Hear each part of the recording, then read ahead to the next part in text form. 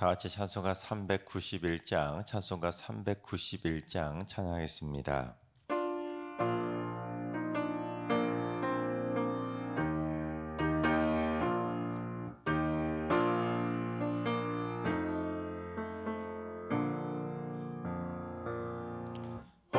놀라운 그새 주 예수의 주 참 능력의 주시로다.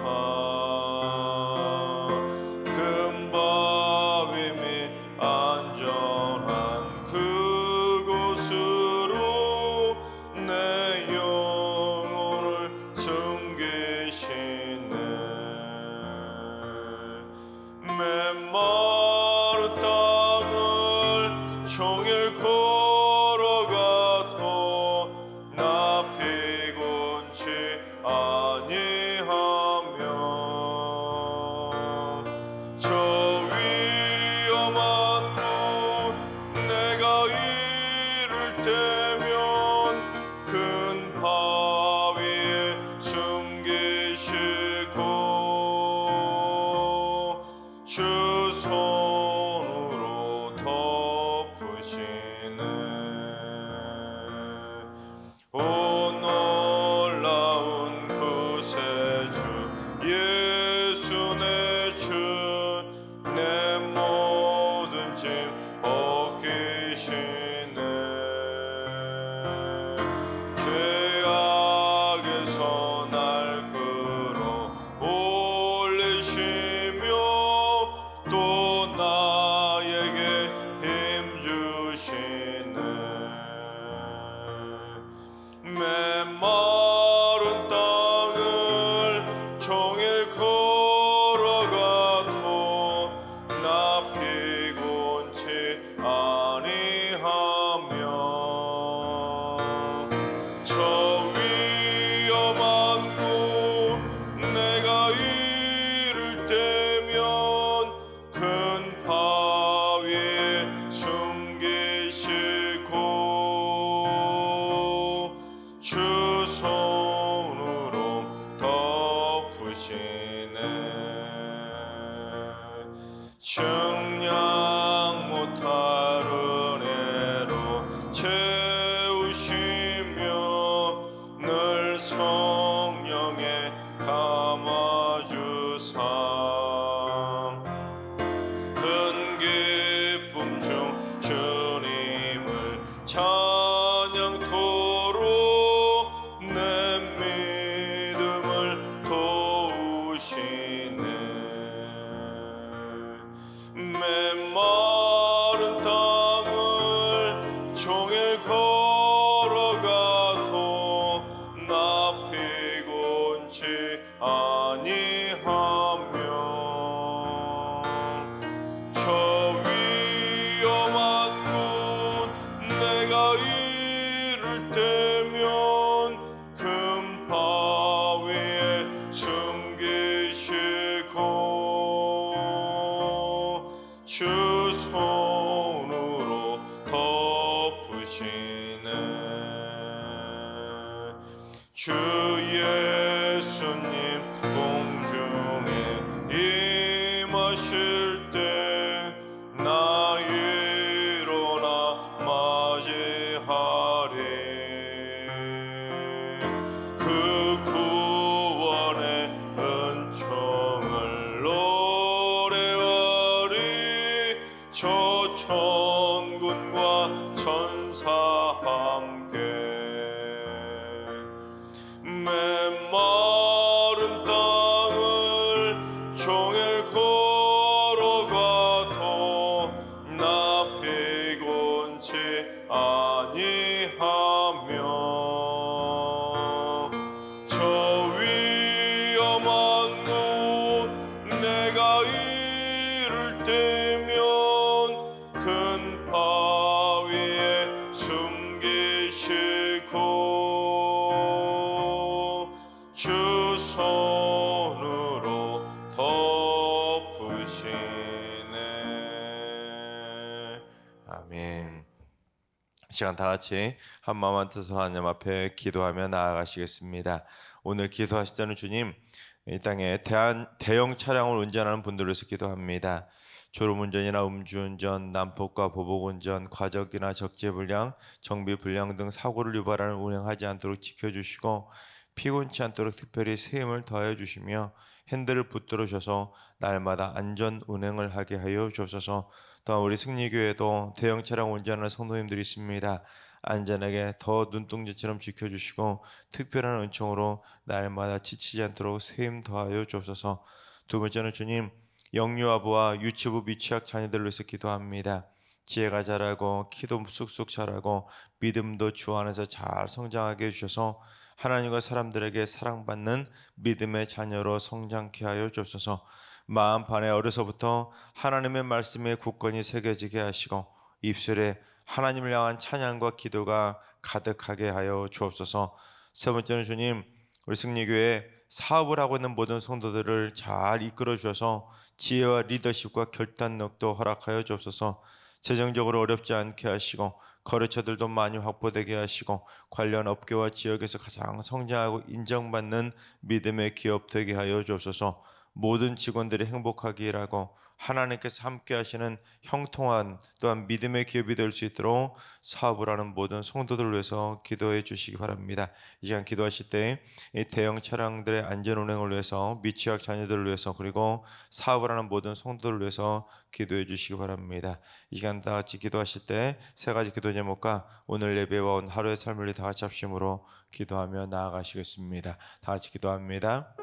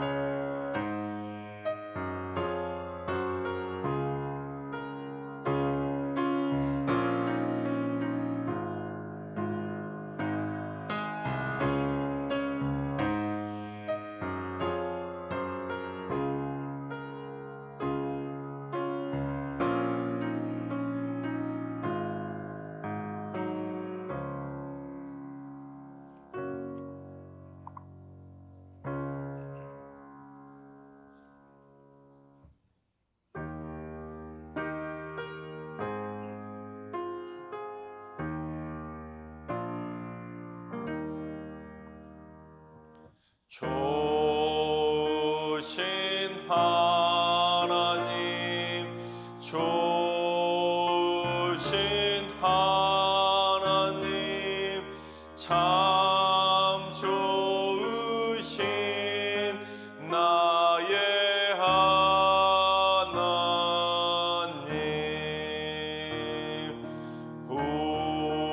우리의 기도를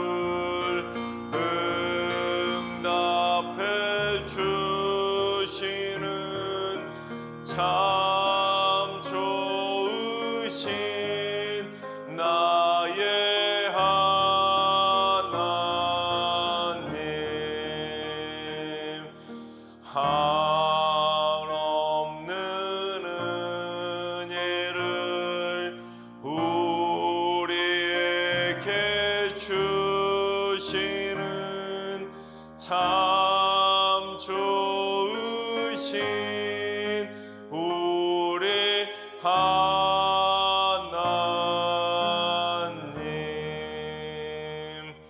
아멘. 참 주신 하나님께서 오늘 이 새벽에 주시는 말씀은 이사야 39장의 말씀입니다. 다 같이 드라마 바이블로 봉독하겠습니다. 제39장.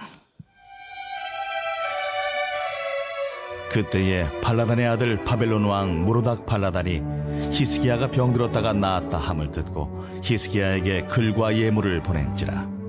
히스기야가 사자들로 말미암아 기뻐하여 그들에게 보물 창고 곧 은금과 향료와 보배로운 기름과 모든 무기고에 있는 것을 다 보여주었으니 히스기야가 궁중의 소유와 전 국내의 소유를 보이지 아니한 것이 없는지라. 이에 선지자 이사야가 히스기야 왕에게 나와 묻되 그 사람들이 무슨 말을 하였으며 어디서 왕에게 왔나이까?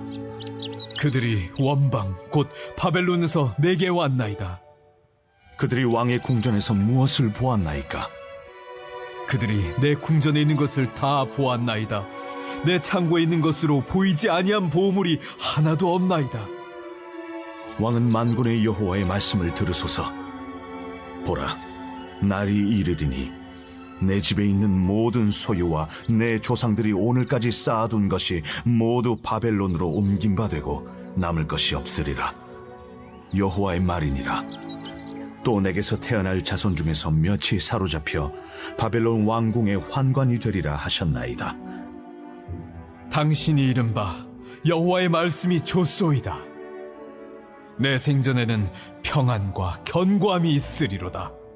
아멘. 할렐루야. 하나님께서 오늘도 새날을 선물로 주셨습니다. 오늘 하루도 주님과 동행하면서 믿음으로 담대하게 승리하는 행복한 하루가 되시기를 주님의 이름으로 축원합니다. 오늘 이사야 39장 말씀 여러분 어떻게 읽으셨습니까? 사실 이사야 39장의 말씀은 그 기도의 사람이었던 히스기야가 참 부끄러운 모습을 보이는 내용이 바로 39장입니다. 사실 히스기야에게는 참 없었으면 했던 그런 부끄러운 모습이 바로 여과 없이 다 드러나고 있는데, 이 히스기야가 이 남유다를 통치할 시기는 고대 근동 지방의 정치 상황이 수시로 바뀌는 격동기 중에 격동기였습니다. 아수르가 고대 바벨론을 무너뜨리고 고대 근동의 패권을 차지하며 새로운 고대 근동의 맹주 자리를 차지했기 때문에 애굽은 서서히 힘을 잃고 몰락해 가다가 최후의 발악을 하던 그야말로 격동기 중에 격동기였습니다. 그처럼 급변하는 격동기였기 때문에 이 고대 근동 지방의 나라들은 서로 누구하고 동맹을 맺느냐, 누구하고 척을 지느냐가 너무도 중요한 시기였습니다. 한번 잘못 손을 잡았다가 같이 몰락하기도 하고, 손 한번 잘 잡았다가 같이 펴는 나라들도 많았습니다. 그런데 히스기야가 병이 들고 병에서 나았을 당시 이 고대 바벨론의 왕이 모로닥 발라단 2세였는데 12년 동안 바벨론을 통치하다가 아수르 왕인 사르곤 2세에 의해서 왕위를 박탈당하게 됩니다. 그리고는 7년 뒤에 겨우 왕위를 회복하게 되지만 또다시 이번에는 아수르 왕 사네립에 의해서 완전히 왕권이 폐위되면서 추방을 당하게 됩니다. 그러자 이 모로닥 발라단 2세가 엘람 지방으로 피신해서 도망쳐 있던 그 상황에 지어진 내용이 바로 그 상황에서 선포되는 말씀이 바로 오늘 보면 39장입니다. 그래서 한 나라를 다스리던 바벨론 왕 모로닥 발라단이 아수르 때문에 왕위에서 밀려나고 이제 겨우 메소포타미아 남동쪽에 있던 엘람이라는 작은 지방만 다스리는 그야말로 지방 군주로 몰락하게 된 것입니다. 오늘날로 말하면 대통령이 폐위를 당해서 도망을 당해서 지방을 다스리는 도지사급으로 이렇게 그 권위가 지위가 추락한 거나 마찬가지입니다. 그러니까 히스기야에게 사절단을 보낸 이 고대 바벨론 왕 모로닥 발라단이 사실은 오늘 본문의 왕이라고 표현하긴 했지만 왕이 아니라 지금 남유다를 쳐들어온 사네립에 의해서 이빨이 다 빠져버린 물호랑이에 불과했던 겁니다. 그런데도 이 모로닥 발라단이 어떻게 했는지 1절을 공독해 보겠습니다. 그때 발라단의 아들 바벨론 왕 모로닥 발라단이 히스기야가 병 들었다가 나았담을 듣고 히스기야에게 글과 예물을 보낸지라. 히스기야가 병이 들기 전부터 고대 바벨론의 왕이었던 무로닥 발라단이 이 아수르에 의해서 왕권을 빼앗기게 되었는데, 히스기야가 병에 들었다가 나았다는 소식을 듣고는 옳거니 이제 히스기야하고 손을 잡으면 되겠구나 하고는 히스기야가 동맹을 맺으려고 사절단에게 글과 예물을 실려서 히스기야 왕 앞으로 보낸 겁니다. 겉으로 표면적으로 내세운 방문 목적은 히스기야가 병들었다 나았다는 소식을 듣고는 마치 병문안 온 것처럼 찾아왔지만 사실은 히스기야하고 동맹을 맺으려고 찾아온 겁니다. 또한 이 무로닥 발라단은 병에서 나은 히스기야의 남유다가 어느 정도 힘과 권력을 가지고 있는지, 군사력을 가지고 있는지 그걸 확인하고 싶었던 겁니다. 동맹을 맺을 만한 가치가 있는지 염탐하려고 사절단을 보내온 겁니다. 그리고 히스기야가 아직 힘이 있다는 것을 확인하는 순간 히스기야하고 동맹을 맺으려고 했던 겁니다. 자, 그러자 히스기야가 어떻게 했는지 가장 히스기야의 실수였던 2절을 봉독해 보겠습니다. 히스기야가 사자들로 말미암아 기뻐하여 그들에게 보물창고 곧 은금과 향료와 보배로운 기름과 모든 무기고 있는 무엇을 다 보여주었으니 히스기야가 궁중의 소유와 전 국내의 소유를 보이지 아니한 것이 없느니라. 히스기야가 이 바벨론의 사절단이 오자 너무너무 갑자기 기분이 업된 겁니다. 그래서 그 사절단을 데리고 남유다의 보물창고와 무기고까지 전부 다 활짝 다 열어서 낱낱이 다 보여준 겁니다. 심지어 궁중의 소유와 전 국내의 소유까지 샅샅이 다 보여준 겁니다. 오늘날로 말하면 외국 사절단에게 국고가 얼마나 있는지, 한국은행도 데려가서 낱낱이 다 보여주고 외환 보유고는 얼마큼 있는지, 또 각 나라 지방에 있는 군부대는 어디에 있고 무기고는 어디에 있는지, 어떤 무기들을 가지고 있는지, 병력은 몇 명이나 되는지 등등 한 나라의 모든 군사 기밀과 경제 비밀까지 모두 다 보여준 겁니다. 사실 이건 히스기야에게 있어서 일생일대 가장 큰 실수를 범한 겁니다. 한 나라의 국력이라는 것은 쉽게 노출돼서는 안 되는 1급 비밀이 아니겠습니까? 왜냐하면 그게 노출되는 순간 적들이 얕잡아보고 침공할 수 있는 빌미를 제공하기 때문에 그처럼 민감한 1급 정보는 함부로 노출해서는 안 되는 겁니다. 이 바벨론의 사절단이 보여달라고 해도 무슨 소리냐고, 어디서 감히 이런 걸 보여달라고 하냐고 쫓아냈어야 되는데, 너희들 우리나라 염탐하러 온 거지 하고는 당장에 쫓아냈어야 되는데, 지금 병에 나왔다가 힘을 얻으니까 사절단이 막 찾아오고 하니까 갑자기 기분이 업돼서 순간 판단 미스를 하게 된 겁니다. 그래서 이 사실을 알게 된 이사야 선지자가 히스기야에게 와가지고는 그 사람들이 무슨 말을 했고 어디서 온 사람들인지를 물어본 겁니다. 그러자 그들이 바벨론에서 왔다고 하자 그들이 그렇다면 뭘 봤냐고 다시 물어본 겁니다. 그랬더니 히스기야가 뭐라고 대답했는지 4절 하반절을 봉독해 보겠습니다. 히스기야가 대답하되 그들이 내 궁전에 있는 것을 다 보았나이다. 내 창고에 있는 것으로 보이지 아니한 보물이 하나도 없나이다 하니라. 이사야는 히스기야에게 와가지고 그 말 들으려고 물어본 것이 아니라 정신 못 차리는 히스기야를 좀 혼내려고 다 알고 온 거나 마찬가지인데, 히스기야는 오히려 그 상황에 그 물어보는 순간 그래 내가 잘못 생각했구나 아차해야 되는데, 오히려 거꾸로 적반하장처럼 너무도 자랑스럽게 내가 궁전에서 아무것도 안 보여준 것이 없이 다 보여주었다고, 내 창고에 있는 것 중에 그들이 보지 못한 보물이 하나도 없을 정도로 내가 우리나라의 모든 곳곳에 있는 것 다 보여줬다고 소위 나 잘했죠 하고 잘난 척을 한 겁니다. 히스기야가 죽을 병에 걸렸다가 나았으면서도 아직도 정신 못 차릴 정도로 순간 교만했던 겁니다. 그러니까 지금 히스기야는 자기가 뭘 잘못했는지도 모르고 있는 겁니다. 히스기야가 자기 딴에는 병에서 낫고 보니까 고대 근동 지방의 정세가 이제 아수르가 신흥 맹주로 득세할 것 같은 겁니다. 그래서 이대로 뒀다가는 아수르에서 망할 것 같으니까 뒤로 몰래 바벨론하고 동맹을 맺어서 아수르를 견제하려고 했는데 마침 이 바벨론의 사절단이 오니까 얼커니 하고 힘이 있다는 것을 과시하고 보여주고 싶었던 것입니다. 이러한 히스기야의 실수를 통해서 우리가 깨달아야 될 분명한 영적인 교훈이 있습니다. 그게 뭐냐면 하나님보다 세상을 더 의지하면 결국에는 평안과 견고함이 사라진다는 겁니다.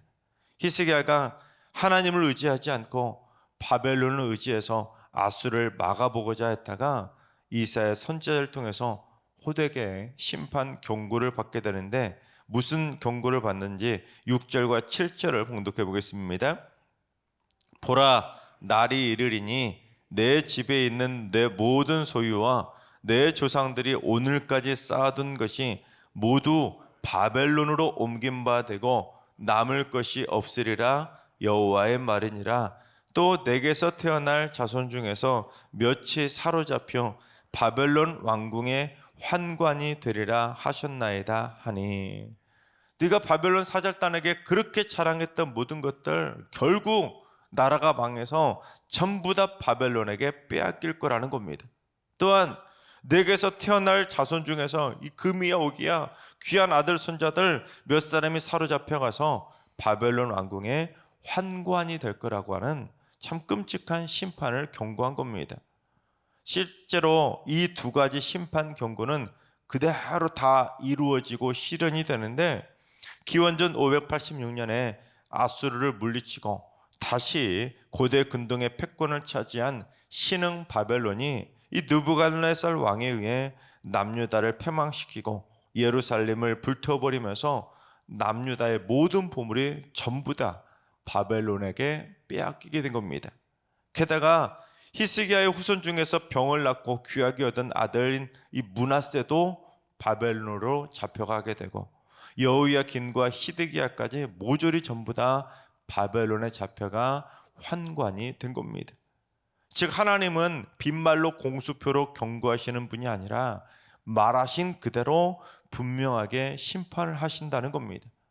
따라서 여러분, 이 성경에 나오는 하나님의 심판과 이 경고의 메시지도 우리가 그냥 듣기 싫다고 허투루 생각하거나 쉽게 무시해서는 진짜 큰 코 다치는 겁니다. 에이 설마 하나님이 심판하실까? 그러다가 설마가 뭘 한다고요? 설마가 사람 잡는 일을 벌어지게 되는 겁니다. 그런데 그 다음 8절 말씀이 참 히스기야에 있어서는 해서는 안 되는 부끄러운 말인데, 심판에 대한 경고를 듣고도 그 이사야 선지자의 경고를 무시하고 정신 못 차린 히스기야가 끝끝내 뭐라고까지 대답을 했는지 8절 말씀을 봉독해 보겠습니다. 히스기야가 이사야에게 이르되 당신이 이른바 여호와의 말씀이 좋소이다 하고 또 이르되 내 성전에는 평안과 견고함이 있으리로다 하니라. 여러분, 이 히스기야의 말이 얼마나 기가 막히고 무책임한 말인지 아시겠습니까? 이사야 선지자가 너 이렇게 해서 끔찍한 심판을 받을 거라고 경고했더니 기가 막히게 여호와의 말씀이 좋다는 겁니다. 지당하신 말씀이라는 거예요. 이 나라가 망해가지고 바벨론의 포로로 끌려가고 내 자식들도 환관으로 끌려가게 되는 거 당연하다는 겁니다. 잘하셨다는 거예요. 참 기가 막히죠. 심지어 히스기야가 아니 내가 살아생 전에만 평안과 견고함이 있으면 그만이지, 그거면 됐다고, 나 있을 때만 나라가 안 망하면 되고 나 살아생 전에만 내 자식들 저 바벨론의 환관으로 끌려가지 않으면 그거면 되는 거 아니냐는 겁니다. 참 여러분 기가 막히고 책임감 없는 말 아닙니까? 자기만 평안히 잘 살면 됐지, 잘 먹고 잘 살면 됐지, 내가 죽은 다음에 내 나라가 어찌 되든 내 후손이 어찌 되든 말든 그거는 내 알 바 아니라는 겁니다. 얼마나 이기적이고 무책임한 말입니까? 자기만 잘 먹고 잘 살면 되는 거 아니냐는 것이죠. 이사야 선지자가 와가지고 자신이 잘못한 것을 책망을 하면 아이고 정신이 번쩍 들어서 하나님 제가 잘못했습니다. 다시는 안 그러겠습니다. 이번 한 번만 봐주세요 하고 나라를 망하게 한다니요. 내 자식들을 환관으로 그렇게 하시겠다니요. 하나님 제발 봐주세요. 납작 엎드려서 회개해도 시원찮은데 아이 자기만 괜찮으면 된다니. 얼마나 참 기가 막히고 기가 막힌 표현입니까? 하지만 히스기야가 그처럼 자기만 잘 먹고 잘 살면 된다는 이기적인 마음에 하나님보다 세상을 더 의지하게 되자 자기 딴에는 평안과 견고함을 누리면 되는 거 아니냐고 했지만 결국 하나님의 심판 경고대로 바벨론에 의해 나라가 멸망당해 남유다의 평안도 사라지고 견고함은 완전히 사라져서 예루살렘 성전과 성벽까지 와르르 전부 다 무너지게 된 것입니다. 여러분 그렇습니다. 내가 하나님을 의지하지 않고 나만 생각하면서 교만하게 이기적으로 무책임하게 경거망동하면 결국 설령 내가 살아생전에는 그러지 않을지라도 내 후손들에게는 평안과 견고함이 사라지는 참 부끄러운 유산을 물려줄 수도 있다는 것을 우리는 깨달아야 되는 것입니다. 하나님께서 사랑하시는 여러분, 내가 지금까지 지내온 것이 하나님의 은혜라는 건 절대로 잊어버리지 마시기 바랍니다. 하나님 때문에 내가 여기까지 살 수 있었고, 하나님 때문에 내가 이만큼 건강할 수 있었고, 하나님 때문에 내가 이만큼 물질의 복을 누리고 있음을 꼭 기억하시기 바랍니다. 따라서 앞으로도 하나님보다 세상을 더 의지하려고 어떤 나에게 힘을 줄 사람은 없는가 하고 그 사람과 함께 동맹을 맺듯이 그 사람을 의지하고 뇌물을 바치고 그처럼 나의 나된 것이 하나님의 은혜인 줄 모르고 하나님 앞에서 경거망동하는 삶은 절대로 보이지 않기를 바랍니다. 그래서 우리 모두 앞으로 자손되도록 오직 나를 이 땅에 보내주신 만군의 여호와 하나님만을 의지하고 평안과 견고함이 사라지지 않도록 날마다 주님을 향해 기도의 제단을 쌓아감으로 말미암아 우리 모두 자손되도록 행복한 신앙의 명가를 꼭 이루어가게 되시기를 주님의 이름으로 축원합니다. 기도하겠습니다.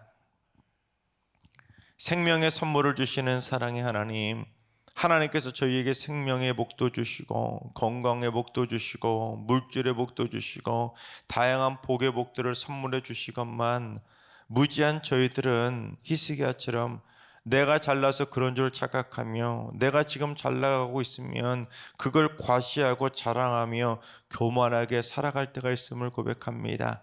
주님, 이제부터는 주 앞에서 날마다 겸손하게 낮아지게 하시고 내가 지금까지 지내온 것이 하나님의 은혜임을 고백하고 하나님이 거둬가시면 지금이라도 당장 다 거둬가실 수 있는 분이라는 걸 기억해서 세상보다 오직 하나님만을 더더욱 의지하며 살게 하여 주시옵소서. 또한 자손되도록 평안과 견고함이 떠나지 않는 신앙의 명가를 꼭 세워갈 수 있도록 매사에 하나님 보시기에 부끄럽지 않은 모습으로 살게 하여 주시옵소서.